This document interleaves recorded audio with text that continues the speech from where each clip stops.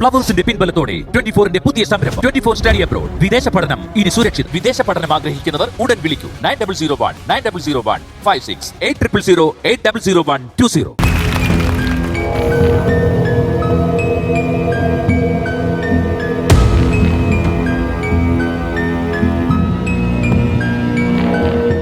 Mister Kiran, 250 കോടിയുടെ പ്രോജക്ടിന്റെ agreement ആണ് നിങ്ങൾ ഈ കീറി കളഞ്ഞിരിക്കുന്നത്. നിങ്ങൾ രണ്ടുപേരും കൂടി തുടങ്ങി വെച്ച ബിസിനസ് മാത്രമേ ഇതുവരെ വളർന്നിട്ടുള്ളൂ. ഇത് നമുക്ക് കോംപ്രമൈസ് ചെയ്തൂടെ? നോ. ദിൽജിത്ത്, എന്താണ് പ്രശ്നം? This is a silly matter, sir. Silly matter. ആ പറഞ്ഞ ശരിയാണോ? അവൻ പറഞ്ഞ ഇംഗ്ലീഷ് ശരിയാണെന്ന് എനിക്ക് അറിഞ്ഞൂടാ. ഞാൻ മീറ്റർ പിടിക്കാൻ നോക്കും മാക്സിമം. അതാണ് ചോദിച്ചത്. പിന്നെ അവൻ പറഞ്ഞു സില്ലി മാറ്റർ എന്ന്. അത് ശരിയാണോ എന്ന്? അവനത് സില്ലി ആയിരിക്കും. ഞാൻ ദാ ഈ കനത്തിന് ഒരു ചൂരമീൻ മേടിച്ചോണ്ട് ഇവിടെ കൊണ്ടുവന്നു. എന്നിട്ട് അത് കുടംപുളിയിട്ട് കറി വെച്ചിട്ട് അതിന്റെ കഷ്ണങ്ങളെല്ലാം അവന് കൊടുത്തു. അവന് ഇഷ്ടമുള്ള കഷ്ണങ്ങളെല്ലാം കൊടുത്ത്. എന്നിട്ട് ഒരു തല ഇനാ മാറ്റി വെച്ചപ്പോ കുളിച്ചിട്ട് ഇറങ്ങിയപ്പോ അവൻ എടുത്ത് തിന്നേക്കുന്ന. അതിന്റെ ആവശ്യം എന്തുവാ? അവൻ ആവശ്യത്തിന് കൊടുത്തില്ല നീ തല. ദിൽജിത്ത്, നിങ്ങൾ എന്താണ് ഈ കാണിച്ചത്? ചണ്ണ പൊളക്കാൻ കഷ്ണം മൊത്തം നിനക്ക് തന്നില്ലേ? പിന്നെ നീ എന്തിനാണ് അവന്റെ തലയും കൂടെ എടുത്ത് തിന്നാൻ പോയത്? സാറേ, 200 കോടി ആസ്തി ഉണ്ട് എനിക്ക്. എനിക്ക് ഇവന്റെ തലയെ ലക്ഷ്യമാക്കി എല്ലാം ഞാൻ പോയത്. പിന്നെ എന്തായിരുന്നു നിന്റെ ലക്ഷ്യം? ഉമ്മിയുടെ കണ്ണ് എനിക്ക് ഭയങ്കര ഇഷ്ടമാണ്. കുട്ടിക്കാലത്ത് എന്റെ അമ്മ പറയുമായിരുന്നു, മീൻ തല തിന്നാൽ മീശ വരൂലെന്ന്. ആരാണ് നിന്നെ പറഞ്ഞു പറ്റിച്ചത് ആവശ്യമില്ലാത്ത കാര്യങ്ങൾ? അത് സത്യമാണ്. ഹിന്ദി നടന്മാർ കണ്ടില്ലേ, ആർക്കും മീശയില്ല. അവരെല്ലാം നല്ല തലതിറ്റുകാരാണ്. ഞാൻ രണ്ടുപേരത്ത് ഒരു കാര്യം പറയാം. ഇതൊക്കെ കേട്ടിട്ട് എനിക്ക് നല്ല ഫ്രസ്ട്രേഷൻ ഉണ്ട്. എന്നാ എനിക്ക് കൂടെ തലവേന എടുക്കണം. എന്തോന്ന്? അതൊക്കെ പോട്ട് നീ എന്തിനാ ഈ മീനും കൊണ്ട് അടുക്കളക്കാർ കറി വെക്കാൻ പോയത്? ഇവിടെ ഒരു വേലക്കാരിയില്ലേ? അവളെ കൊടുത്തിരുന്നെങ്കിൽ അവള് കറി വെച്ചിട്ട് തല വേറെ ഉടല് വേറെ ആയിട്ട് രണ്ടുപേർക്കും തരില്ലായിരുന്നോ? വേലക്കാരി എന്നെ പിണങ്ങിപ്പോയി. ഇവൻ വേലക്കാരിക്ക് എടുത്ത് ഒരു ഉമ്മ ചോദിച്ച്, അതുകൊണ്ട് അവൾ പിണങ്ങിപ്പോയി. എന്താ മിസ്റ്റർ കിരൺ ഇങ്ങനെ? വേലക്കാരെടുത്ത് ഉമ്മ തെറ്റല്ലേ? എന്റെ ഭാഗത്ത് എന്ത് തെറ്റാണ് സാർ ഉള്ളത്? ഞാൻ വേലക്കാരിയോട് ഉമ്മ ചോദിച്ചു, അവള് തരൂലെന്ന് പറഞ്ഞ്. അവള് തരൂലെന്ന് പറയുമ്പോ ഞാനല്ലേ പിണങ്ങി ഇവിടുന്ന് പോവേണ്ടത്. പിന്നെ അവളെന്തിന് പിണങ്ങിപ്പോയി? അവളെ ഭാഗത്താണ് തെറ്റ്. അത് മാത്രമാണ്. ഇവര് മീൻ വെച്ച് വിളമ്പി ആ പെണ്ണിന്റെ കൈയുടെ കുഴ തെറ്റി. അവള് മിക്കാറും ഇപ്പൊ ജംബോ സർക്കസിൽ എന്തോ ഡാൻസ് ആയിട്ട് കളിക്കുന്നതായിരിക്കും അവള്. ഞാൻ രണ്ടുപേരുടെ ഒരു കാര്യം പറയാം. നിങ്ങൾക്ക് രണ്ടുപേർക്കും മീൻ തിന്നാൻ അത്ര കൊതിയാണെങ്കിൽ നിങ്ങൾ വിഴിഞ്ഞത്തുനിന്ന് ഡയറക്റ്റ് മീൻ ഇറക്കുന്ന ഒരു ഫിഷ് മാർക്കറ്റ് ഉണ്ടല്ലോ, അവിടെ നിന്ന് കൊണ്ടെടുത്ത് കഴിച്ചൂടാ? അത് നേരത്തെ പൂട്ടിയില്ലേ സാറേ? എങ്ങനെ പൂട്ടാതിരിക്കും? തല മൊത്തം വെട്ടി തിന്നു കഴിഞ്ഞാൽ ബാക്കി ആര് മേടിക്കാൻ ആര് വരും? ഞാനൊരു കാര്യം ചോദിച്ചോട്ടെ, ഒരു തല മാത്രം കഴിച്ചതാണ് ഇവിടുത്തെ വലിയ വിഷയം? അതല്ല വിഷയം. പിന്നെ രാത്രിയാകുമ്പോ മീൻ തിന്നിട്ട് അതിന്റെ മുള്ളം കൊണ്ട് ടെറസിന്റെ മുകളിൽ കയറും. എന്നിട്ട് ക്ലാർനെറ്റ് വായിക്കുന്നതൊക്കെ അവിടെ നിന്ന് ഇങ്ങനെ തിന്ന് എന്നെ കാണിക്കും. അത് കൊതി വരുമോ ഇല്ലയോ? എത്ര പണക്കാരനായിക്കോട്ടെ എന്തോ ആയിക്കോട്ടെ, അവന് കൊതി വരുമോ? സാറേ, എന്നെ മാത്രം കുറ്റം പറഞ്ഞിട്ട് ഒരു കാര്യമില്ല. നല്ല ഒന്നാമത്തെ ഒരു ഫിഷിംഗ് ബോട്ട് ഉണ്ടായിരുന്നു. ഇവൻ നടുക്കടലിൽ വെച്ച് ബോംബ് വെച്ചിട്ട് പൊട്ടി തെറിപ്പിച്ചു വന്ന്. എന്താ കിരൺ, പണത്തിന്റെ കുന്തളിപ്പ് കാണിക്കാൻ പറ്റിയ സമയമാണോ ഇത്? അതിന് കാരണമുണ്ട്, സാറൊന്ന് മനസ്സിലാക്കണം. ചൂരമീനും കൊണ്ടുവരാമെന്ന് പറഞ്ഞാണ് ഒരു ബോട്ട് ഇവിടുന്ന് പോയത്. നെത്തോലിയും കൊണ്ടുവന്നാ പൊട്ടിക്കൂല ആരായാലും. കിരൺ, കൂളാവ്. വളരെ റെപ്യൂട്ടഡ് ആയിട്ടുള്ള ഫാമിലിയാണ് നമ്മുടെ. ആൾക്കാരൊക്കെ ശ്രദ്ധിക്കുന്നു. റെപ്യൂട്ടഡ് ഫാമിലിയെ ശ്രദ്ധിക്കുന്ന റബ്ബർ വെട്ടേരാ. ഒരു മര്യാദ വേണ്ടേ? പണക്കാരി ഇവിടെ ജീവിക്കട്ടെടാ. ഭാഗ്യത്തിനാണ് അവൻ ചാവാത്തത്. അതിന് സാറ് പേടിക്കേണ്ട ആവശ്യമില്ല. ഇവന് പണ്ടേ ഉന്നമില്ല. ഇവൻ മാങ്ങ എറിഞ്ഞു കഴിഞ്ഞാൽ തേങ്ങ വീഴുന്ന തീവാണ്. വരും സാറേ, അത്യാവശ്യം നല്ല പ്രശ്നത്തിലാണ് പുള്ളി. അതുകൊണ്ട് ദിൽജിത്തിനോട് ഞാൻ സംസാരിക്കാം. നിങ്ങൾ തമ്മിൽ ടൈപ്പ് ആവണം. അങ്ങനെയാണെങ്കിൽ ആദ്യത്തെ കുഴി അവൻ തന്നെ എടുക്കണം. എന്തിന്? നിങ്ങൾ ഇപ്പൊ തൈ വെക്കണമെന്ന് പറഞ്ഞു. അത് ഞാൻ ചോദിക്കട്ടെ, ഈ തൈ വെക്കുന്നത് മാവിന്റെ ആണോ പ്ലാവിന്റെ ആണോ? തേങ്ങേര കൈ വെക്കണമെന്ന് പറഞ്ഞപ്പോ അല്ല, എങ്ങനെ കൈ വെക്കും? യവന്റെ മീന്തല കൈ വെച്ചെന്ന് പറഞ്ഞ തവി കണക്കിന്റെ കൈ അടിച്ചോടിച്ചില്ലേ? രണ്ടുപേരും കേൾക്കാൻ വേണ്ടി ഒരു കാര്യം പറയാം. 1990 ചൈനയിൽ ചിങ് ചുവ എന്ന് പറഞ്ഞൊരു എഴുത്തുകാരൻ ഒരു പുസ്തകം എഴുതി. നിങ്ങളെ പോലെ രണ്ടുപേരുടെ കഥ അതിൽ പറയുന്നുണ്ട്. ഇതുപോലെ രണ്ടുപേരും പടക്കം കാരണം മാറി നിന്ന് ഒരു ലീഗൽ അഡ്വൈസർ വന്ന് അവസാനം ആ സ്വത്ത് മുഴുവൻ അയാളുടെ തലക്ക് എഴുതി വെച്ചിട്ട് മറ്റോമാർ രണ്ടും എങ്ങോട്ടോ പോയി.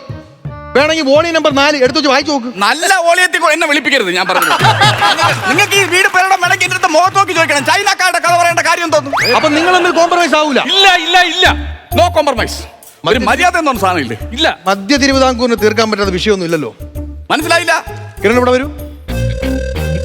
എങ്ങനെ കഴിക്കോ? പിന്നെ കഴിക്കുന്ന ടീമല്ലേ ആന്റിക്യൂട്ടി. ആന്റിക്കുട്ടിയിലെ കുപ്പിയിലെ ജവാൻ. മാറ്റി ജാക്ക് ഡാനിയൽ. ഏ? Jack Daniel. വിശ്വസിക്കാമോ അതോ ഞാൻ മണപ്പിക്കണോ? എന്റെ കുടിച്ച് ചത്ത അച്ഛ സത്യം ഇത് ജാക്ക് ഡാനിയൽ. ഒഴിക്കാ ഇത് മര്യാദ എന്ന് പറഞ്ഞ സാധനമാണ് വേണം ഒരു മനുഷ്യൻ. എന്തോ കാണിക്കാൻ പോകുന്നു? എന്ത് പാർട്ട്ണർ അവിടെ മാറി നിൽക്കുന്നുണ്ടോ? അവനോട് വിളിച്ചൊരു പെഗ് കൂട്. മീന്തല കൊതിയാ വാടാ അടിയടാ. നീന്തല കൊതിയാ? പിന്നെ നിന്റെ പാർട്ട്ണറാണ് അവൻ. അവനോട് അങ്ങനെയല്ല സംസാരിക്കാനുള്ളത്. ഒന്നുമില്ലേലും വലിയൊരു കോടീശ്വരനല്ലേ നീ. അല്പം സ്റ്റാൻഡേർഡ് കീപ്പ് ചെയ്യണം. മര്യാദയ്ക്ക് പോയി വിളിയടാ അവനെ. Excuse me. ദിൽജിത്ത് ചൂപ്പടെങ്കിൽ ഒന്ന് പറയണം. ചൂപ്പടാ. വക്കീലാണ് വിളിച്ചേട്ടാ ചൂപ്പടയെന്ന്. 200 കോടി ആസ്തിയുള്ള എന്നെ വിളിക്കുന്ന ചൂപ്പടയെന്ന്. ഞാനല്ലടാ ചൂപ്പട, നീയാണ്ടാ ചൂപ്പട. എടാ എന്റെ സ്വന്തം പേര് ഒരു അമ്പലം തന്നെ. ആ എന്നെ ചൂപ്പടാന്ന് വിളിച്ചേക്കുന്നുണ്ട്. ചൂപ്പട ഈ കോടീശ്വരന്റെ ചൂപ്പ. എന്താണ് അവന്റെ മുഖത്ത് നോക്കി വിളിച്ചത്? ചൂപ്പടാന്നാ? നിനക്ക് അങ്ങനെ തോന്നി അവന്റെ മുഖത്ത് നോക്കി വിളിക്കാൻ ചൂപ്പടാന്ന്? ഞാനിത് കഴിക്കാൻ പറ്റേ. ചൂപ്പടയിൽ അർത്ഥം പറഞ്ഞിട്ട് നീ കഴിച്ചാ മതി. ചൂപ്പട എന്ന് പറഞ്ഞാൽ അത്ര വലിയ വിഷയമൊന്നുമില്ല. പണ്ട് യുദ്ധങ്ങളിലുണ്ടായിരുന്നു. പണ്ട് പുരാണ കാലത്ത് കാലാൾപ്പട കയ്യാൾപ്പട മൂന്നാമത് ഇറങ്ങുന്ന ടീമാണ് ചൂപ്പട. അറിയാവോ? അവർ യുദ്ധത്തിന് ഇറങ്ങി കഴിഞ്ഞാൽ ജയിക്കും. അങ്ങനെ വിളിച്ചോ കുഴപ്പമില്ല, അടിപൊളിയാണ്. നിങ്ങളൊരു കാര്യം ചെയ്യും, അതൊന്നും പറഞ്ഞിരിക്കാതെ കോംപ്രമൈസ് ചെയ്യാൻ നോക്ക്. ഇല്ല ഇല്ല ഇല്ല. അപ്പൊ ബിരിയാണി തന്നെ തീരുമാനിച്ചേണ്ടി വരും. ബിരിയാണി തന്നെ തീരുമാനിച്ചു. ഓക്കെ, നിനക്ക് ആരെങ്കിലും വിളിക്കാണെങ്കിൽ വിളിച്ചറിയിക്ക്. എന്നാ അറിയാലോ എന്റെ കാര്യങ്ങൾ നോക്കുന്നത് ഗ്രാൻഡ് പപ്പയാണ്. ഗ്രാൻഡ് പപ്പയെ വിളിക്കാൻ വിളിക്ക്. പപ്പ പപ്പോ ഞാൻ ഒരു എന്തോ ആണല്ലേ? പപ്പ പട്ടായയിലേക്ക് പോവാണ്. തിരിച്ചു വന്നേച്ച് എന്നെ വിളിക്കാന്ന് പറഞ്ഞു.